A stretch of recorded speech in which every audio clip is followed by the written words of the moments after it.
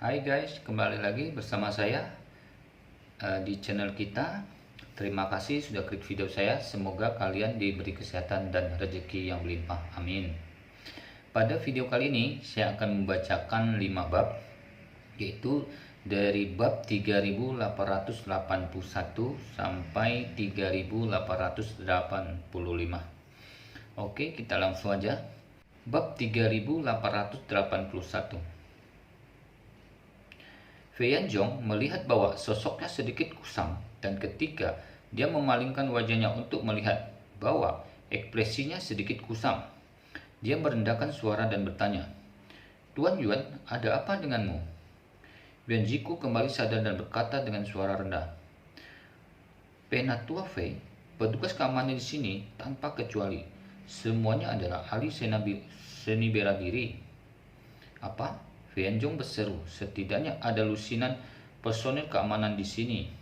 Semuanya adalah master seni bela diri." "Ya," Yuan Jiku mengangguk dan berkata dengan tegas. "Dan yang terburuk juga adalah prajurit bintang 3. Fei Yanzhong tercengang dan tidak bisa menahan diri untuk bergumam, "Jinling kecil, bagaimana bisa ada begitu banyak master seni bela diri? Bukankah itu berarti sudah ada banyak master seni bela diri di Cina?" Yuan Jiku berkata dengan suara rendah, "Aku juga tidak tahu. Dari sudut pandang ini, bos di balik pelelangan ini pasti seseorang yang memiliki tangan dan mata." Pada saat ini, teriakan marah datang. "035, apa yang kamu bisikan kepada orang-orang sekitarmu? Kali ini, aku akan memperingatkanmu secara lisan, dan kita akan berbicara satu sama lain lagi." Fei Yanzhong tahu bahwa 035 adalah kode internalnya. Mendengar ini, dia menggigil ketakutan dengan cepat menutup mulutnya. Meskipun dia sangat kaya, dia tidak berani dicatat sebagai kerugian besar pada saat seperti ini.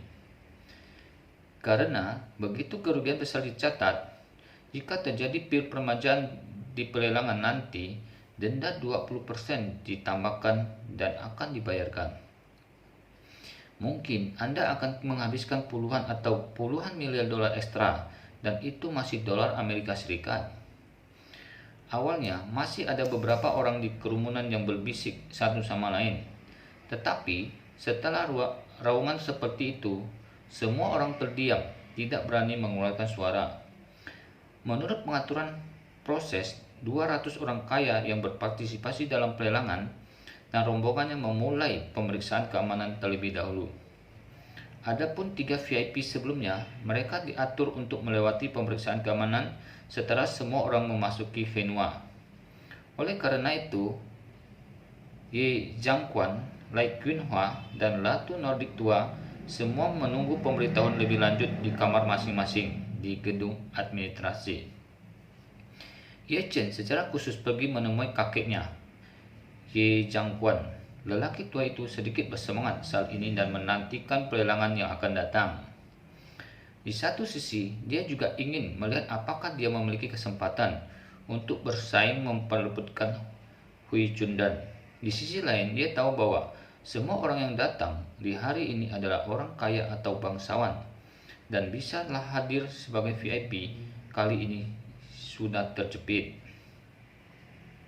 Ye Zhangquan yang dalam suasana hati yang baik, bahkan lebih bahagia ketika dia melihat Ye Chen datang ke pintu. Dia dengan cepat membiarkan Ye Chen masuk ke kamar dan berkata sambil tersenyum, "Chen, kamu sangat sibuk. Kenapa? Apakah kamu masih bebas untuk datang dan menemuiku?" Ye Chen tersenyum sedikit dan berkata, "Kakek, saya punya sesuatu untuk dikatakan kepada Anda sebelumnya." Ye Zhangquan berkata sambil tersenyum, "Chen, kamu adalah kepala keluarga Ye sekarang, dan semua orang di keluarga Ye mengikutimu. Jika kamu memiliki sesuatu untuk dilakukan, katakan saja, telepon saja dan beritahu aku." Ye Chen tersenyum sedikit dan berkata, "Bagaimana dengan itu? Bagaimanapun juga, kamu adalah seorang penatua." Dengan mengatakan itu, Ye Chen berkata dengan tegas, "Kakek, yang ingin saya katakan kepada Anda adalah bahwa dalam pelelangan hari ini, setelah Anda tiba di tempat kejadian, jangan berpartisipasi dalam pelelangan Hao Chundan lagi. Lagi pula, itu untuk mendapatkan uang. Dari luar, kami adalah orang kami sendiri. Tidak perlu mengutak-atiknya. Karena Anda ingin pil peremajaan, saya akan mengatur setengahnya untuk Anda terlebih dahulu. Dan jika Anda membutuhkannya nanti, saya akan memikirkan cara untuk Anda. Ketika Ye Zhongguan mendengar ini, dia langsung bersemangat. Sebelumnya, dia ingin menggunakan posisi kepala keluarga Ye untuk menukar pil Hao Chundan dengan Ye Chen. Tetapi, dia tidak pernah berpikir bahwa dalam pertempuran di Yelingsan, Ye Chen membawanya segelas anggur langsung untuk melepaskan kekuatan militer. Dan dia mengambil posisi kepala keluarga dalam 3 atau 2 kalimat. Sehingga dia malu untuk meminta Ye Chen untuk pil peremajaan. Dia awalnya berpikir bahwa Ye Chen pasti tidak akan memberikan dirinya sendiri pil peremajaan untuk apa-apa.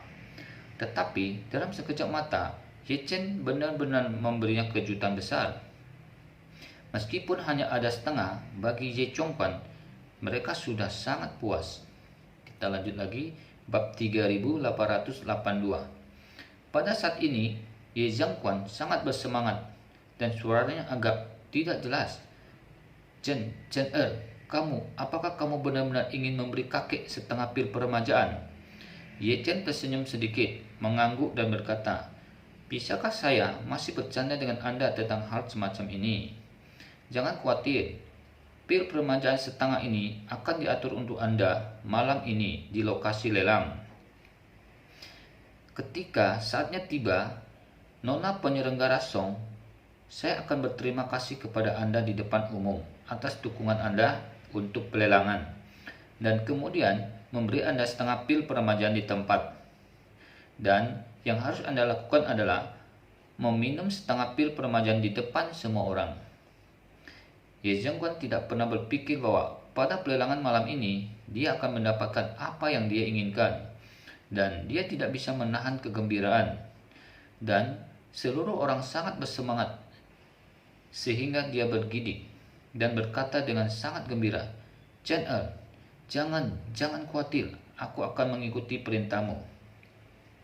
Ye Chen mengangguk dan berkata kepada Ye Zhongguan, kalau begitu, kakek, kamu bisa istirahat sebentar. Ketika waktu masuk VIP tiba, seorang anggota staf akan datang untuk memberitahukanmu. Ye Zhongguan buru-buru berkata, Oke, Chen kamu harus memiliki banyak hal penting sekarang. Kamu bisa pergi sejauh yang kamu bisa. Jangan khawatirkan aku.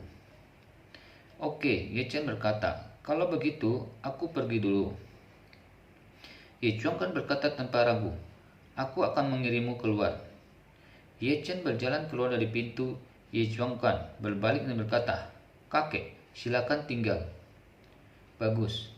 Faktanya, Ye Chen dan Ye Zhongguan tidak memiliki hubungan yang mendalam, dan bahkan dia pernah merasakan bahwa orang tuanya tidak dapat dipisahkan dari ketika mereka meninggalkan Yanqing. Namun, Ye Chen bukanlah orang yang tidak tahu berterima kasih. Bagaimanapun, adalah orang tua yang sangat mengundang Lai Qinhua untuk pergi ke Yanling untuk membangun kembali Gunung Yeling yang dapat mematahkan kesulitan Ye Chenlong yang terperangkap di kawanan. Selain itu, lelaki tua itu yang meminta Tang Sihai untuk memberinya 10 miliar dan grup di Hao pada awalnya. Ini adalah kebaikan, dan Ye Chen secara alami tidak akan melupakannya. Terlebih lagi, ketika saya berada di Gunung Yeling, saya langsung mengambil posisi kepala keluarga dari orang tua itu. Orang tua itu dengan rela menyerahkan dan tidak pernah menunjukkan ketidakpuasan. Kejadian ini juga memberi Ye Chen sedikit kesan pada orang tua itu. Manusia begitu peka. Ye Chen juga sangat menyadari keinginan lelaki tua itu untuk pil peremajaan. Jadi, kali ini dia menjanjikannya setengah pil peremajaan, yang juga merupakan penjelasan untuknya. Setelah meninggalkan kamar kakeknya, Ye Chen pergi ke ruang kontrol pusat lusinan kamera pengintai definisi tinggi dipasang di lokasi lelang. untuk memantau seluruh tempat lelang tanpa jalan buntu. Dan Ye Chen tidak akan muncul di pelelangan malam ini. Dia berencana untuk bekerja dengan Chen Shikai untuk mengontrol seluruh lelang dari jarak jauh dari ruang kendali pusat. Di ruang kontrol pusat ini, selain Chen Shikai sendiri, Zheng Zhongli, salah satu dari 4 Raja Istana Wanlong, juga memerintahkan semua bawahannya dari jarak jauh di sini. Melihat Ye Chen masuk, keduanya berdiri dengan hormat. Chen Shikai dengan hormat berkata, "Tuan muda, Anda di sini." Zheng Zhongli ingin menyapa Ye Chen, tetapi ketika dia mengingat proses ketika kesadarannya disegel di tubuhnya, dia secara tidak sadar sedikit takut. Jadi, dia hanya bisa membungkukkan sedikit kepala. Ye Chen seperti burung puyuh dan berkata dengan sangat gugup, "Kamu halo, Tuan Ye." Ye Chen mengangguk dan berkata, "Bagaimana situasinya?" Chen Shikai menunjukkan ke arah salah satu di tengah dari 9 layar besar di depan dan berkata kepada Ye Chen, "Tuan, 200 orang yang berpartisipasi dalam pertemuan dan 10 orang yang ada di daftar tunggu pada dasarnya telah memasuki tempat satu demi satu melalui pemeriksaan keamanan. VIP akan diundang untuk masuk." Ye Chen sedikit mengangguk dan bertanya, "Apakah Anda mengalami masalah selama pemeriksaan keamanan?" "Tidak," Chen Shikai berkata sambil tersenyum. "Orang-orang ini sangat patuh. Mereka hampir tidak memiliki apa-apa di tubuh mereka kecuali pakaian. Jika mereka kentut, mereka tidak sabar untuk mengeluarkannya untuk melewati pemeriksaan keamanan. Sekarang, semua orang yang telah lulus pemeriksaan keamanan tanpa masalah. Temukan anonim apapun." Kita lanjut lagi di bab 3883. "Itu bagus." Ye Chen mengangguk puas dan kemudian bertanya kepada Zheng Zhongli, "Apakah ada sesuatu yang tidak biasa di sekitar tempat kejadian hari ini?" Zheng Zhongli buru-buru menggelengkan kepala dan berkata dengan serius, "Tuan Ye, bawahan saya telah mengatur agar orang-orang mereka yang cakap memasang banyak kamera tersembunyi, sistem pencitraan thermal, dan sistem pemantauan kehidupan di sekitar hotel. Semuanya menggunakan peralatan paling canggih dunia. Ada banyak perwira dan pria istana Wanlong yang bersembunyi di kegelapan, dan mereka tidak akan pernah membiarkan orang yang mencurigakan memasuki istana Buckingham." "Oke," Ye Chen berkata sambil tersenyum. "Dengan saudara-saudara dari kuil Wanlong yang bertanggung jawab, saya benar-benar lega tentang keamanan." Zheng Zhongli berkata dengan hormat, "Tuan Ye, bawahan Anda harus melakukan yang terbaik untuk memastikan keamanan pelelangan aman." Ye Chen mengangguk setuju, dan pada saat ini ponselnya tiba-tiba berdering. Orang yang menelponnya adalah VIP keempat malam ini, Fei Kexin. Setelah menelpon, Fei Kexin berkata, "Tuan Ye, saya sudah berada di gerbang istana Buckingham, tetapi penjaga keamanan tidak mengizinkan saya mendekat. Jadi saya hanya bisa berdiri di seberang jalan." Ye Chen tersenyum dan berkata, "Nona Zhan, tunggu sebentar, aku akan menjemputmu sekarang." Fei Kexin berkata dengan sopan, "Kalau begitu, itu kerja keras untuk Tuan Ye." Setelah menutup telepon, Ye Chen datang ke gerbang istana Buckingham. Benar saja, di sebelah jalan dari pintu masuk utama, saya melihat Fei Kexin mengenakan gaun hitam, memukau dan mempesona berdiri di pinggir jalan.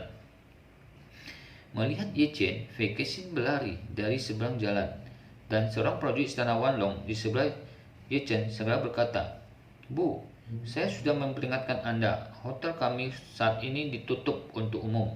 Tolong jangan lebih dekat." Pada saat ini, Ye Chen berkata kepadanya dengan acuh tak acuh, "Tidak apa-apa, Nona Zhan ada di sini untuk menemukan saya." Pria itu adalah seorang jenderal bintang 5 di Wanlong Hall dan kepala tim keamanan di pintu masuk utama. Dia tidak melihat kekuatan menakutkan Ye Chen di Gunung Yeling.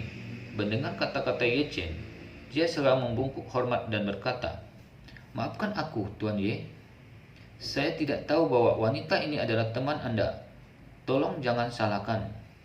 Ye Chen melambaikan tangannya dan berkata sambil tersenyum, "Kamu hanya melakukan pekerjaanmu dengan baik. Kamu tidak bersalah.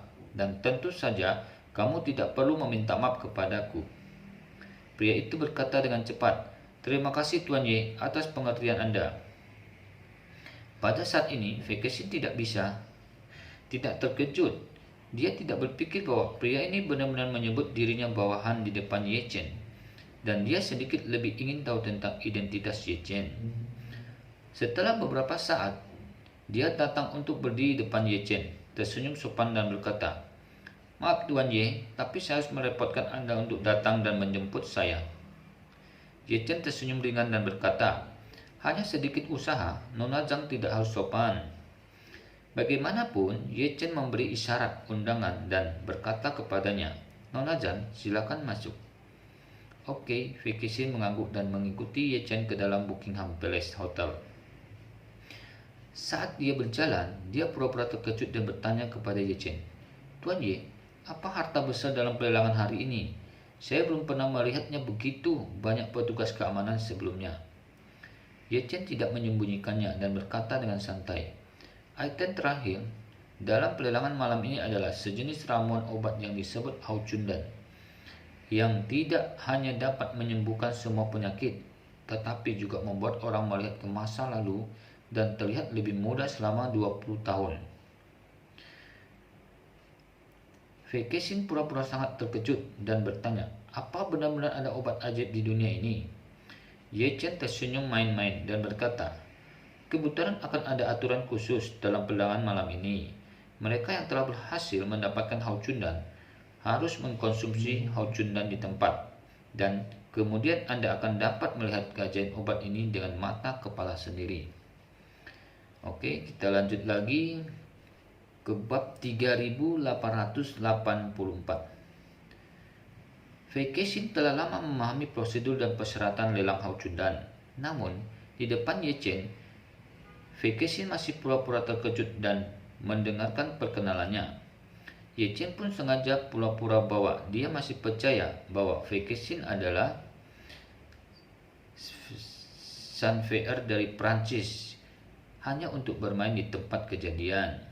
Itu karena Ye Chen tidak bermaksud untuk mengekspor identitas Fekeshin. Dia berencana untuk terus bertindak seperti ini dengan Fekeshin terlebih dahulu, dan menunggu kemudian Fekeshin mengambil inisiatif untuk mengklarifikasi semua pada dirinya sendiri. Jadi, kedua orang ini, masing-masing dengan pikirannya sendiri, datang ke pintu masuk keamanan ruang perjamuan. Ye Chen menyerahkan surat undangan VIP kepada Fekeshin dan berkata kepadanya, "Nona Zhang, Anda bisa masuk dengan surat undangan itu sendiri. Serahkan saja surat undangan itu kepada staf, dan staf secara alami akan mengirimnya langsung ke staf. Bawa ke kotak di lantai 2. Fekeshin bertanya dengan heran, "Tuan Ye, tidakkah Anda akan masuk bersama?" Ye Chen tersenyum dan berkata, "Saya baru saja mendapat surat undangan dari VIP, tetapi identitas saya bukan VIP, tetapi konsultan untuk pelelangan ini. Jadi, saya akan duduk di ruang pemantauan nanti. Jadi, saya tidak akan pergi ke pemandangan." Begitu Fekeshin mengangguk ringan. Meskipun Ye Chen tidak ikut dengannya, dia sedikit kecewa, tapi dia memikirkannya. Karena Ye Chen adalah bos di balik pelelangan, dia secara alami tidak mungkin pergi ke sana. Ruang VIP dengan dirinya sendiri untuk menonton. Anda harus memantau semua secara real time dari suatu tempat dengan gambaran global. Jadi, dia berkata kepada Ye Chen, "Tuan Ye, jika itu masalahnya, maka saya akan pergi dulu, dan saya akan menghubungi Anda sesegera setelah pelelangan berakhir." Ye Chen mengangguk dan berkata, "Pemeriksaan keamanan di pelelangan sangat ketat. Anda harus menyerahkan ponsel dan semua barang milik Anda kepada penjaga keamanan. Dan sebelum pelelangan dimulai, barang-barang pribadi Anda akan dibawa ke tempat lain untuk disimpan. Penyimpanan sementara. Tapi jangan khawatir, ketika pelelangan berakhir, penjaga keamanan akan membawa semuanya barang kepada Anda. Oke, Vacation benar-benar tidak menyangka bahwa keamanan di sini begitu ketat. Hanya saja, barang-barang pribadi tidak boleh dibawa masuk dan harus diangkut ke tempat lain. Tetapi dia juga tahu bahwa dia tidak punya hak untuk memilih, jadi dia hanya bisa mengangguk dan menerimanya.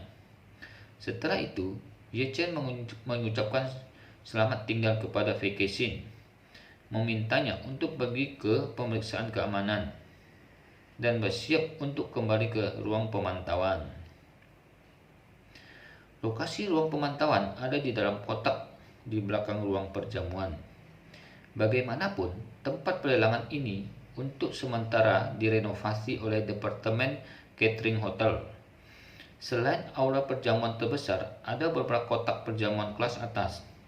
Chen Sekai memiliki kotak yang berjarak lebih dari 10 meter dari aula perjamuan. Itu dekat, tapi tidak akan terganggu karena isolasi suara.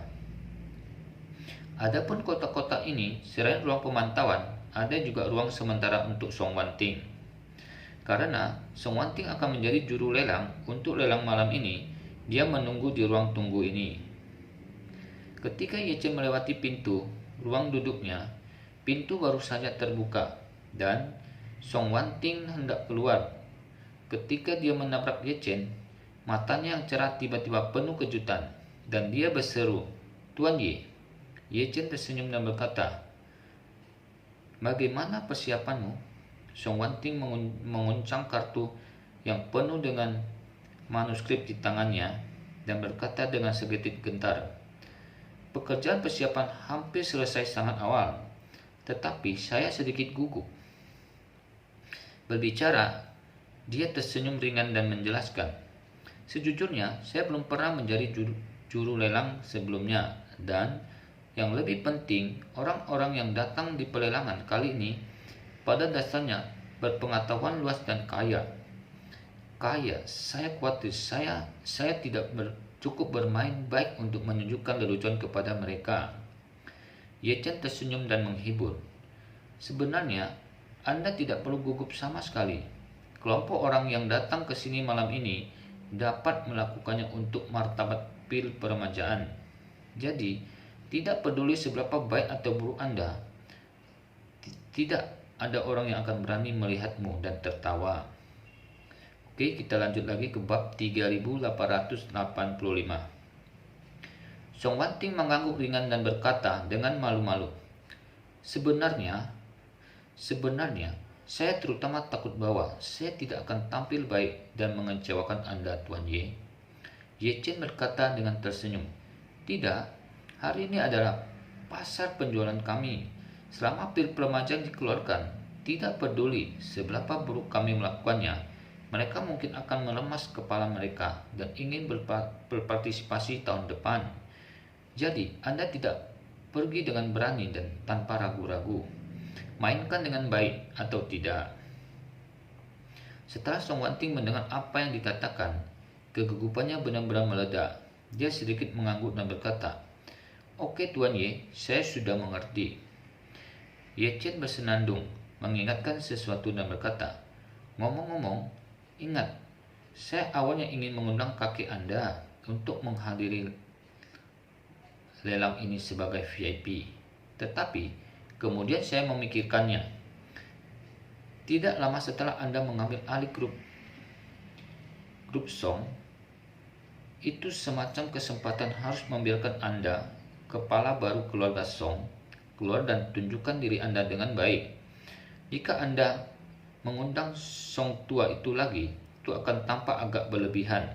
Jadi, saya menolak ide ini. Anda tidak boleh menyalahkan saya." Song Wanting benar-benar memikirkan masalah ini. Dia tidak bermaksud untuk menyalahkan Ye Chen, tetapi merasa bahwa menurut gaya Ye Chen, dia biasanya akan mengurus semua aspek dari hal semacam ini.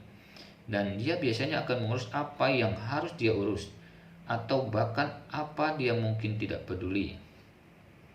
Namun, kali ini, karena alasan yang tidak diketahui, dia tidak mengundang kakeknya untuk berpartisipasi, juga tidak mengundang beberapa pengusaha lain di Jinling. yang memiliki hubungan baik dengannya. Misalnya, Qin Gang dan Wang Zhengang tidak diundang. Namun, dengan penjelasan Ye Chen, dia segera memahami niat baik Ye Chen. Awalnya, Ye Chen membantunya sebagai kepala keluarga. Dia masih muda dan memiliki waktu yang singkat di posisi itu. Secara alami, dia tidak dapat dibandingkan dengan kakeknya dalam hal koneksi, ketenaran, dan pengaruh. Jika Ye Chen mengundang kakeknya sebagai VIP hari ini, itu akan memperlebar jarak gengsi antara dia dan kakeknya. Ini membuatnya merasa lebih diterima kasih kepada Ye Chen di dalam hatinya dan tidak bisa menahan diri untuk tidak berkata, "Tuan Ye, terima kasih karena selalu memikirkan tentang saya."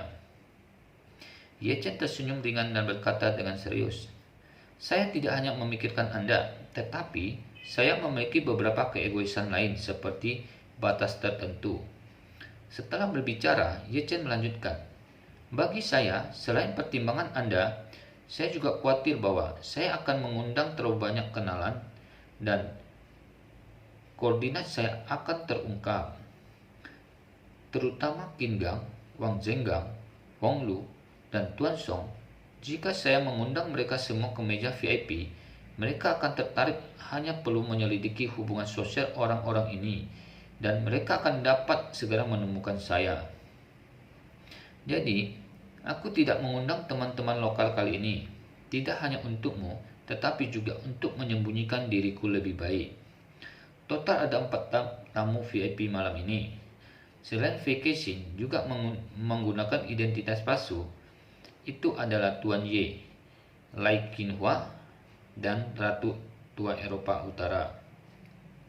Adapun Tuan Ye, Ye Chen merasa tidak apa-apa. Bagaimanapun juga, dia hanya secara substansial mengambil posisi kepala keluarga Ye, tetapi pemilik keluarga Ye di mata dunia adalah Tuan Ye. Lelang ini diselenggarakan bersama oleh keluarga Song dan keluarga Ye. Patriark keluarga Song bertindak sebagai juru lelang dan patriark keluarga Ye hadir sebagai VIP yang masuk akal dan sangat masuk akal. Selain itu, Ye Chen merasa bahwa ini juga merupakan kesempatan yang baik untuk meningkatkan pengaruh keluarga Ye dengan membiarkan Tuan Ye lebih banyak menunjukkan wajah. Adapun Li Qinhua dan Ratu Eropa Utara, mereka biasanya ribuan mil jauhnya dan mereka memiliki sedikit interaksi dengan diri mereka sendiri, sehingga sulit bagi orang lain untuk menemukan dirinya mereka bahwa jika mereka memotongnya. Oke, sampai di sini dulu video kali ini. Jika penyampaiannya kurang bagus, ya mohon maaf. Terima kasih juga telah mengikuti video saya dan terus mendukung video saya. Oke, sampai jumpa. See you.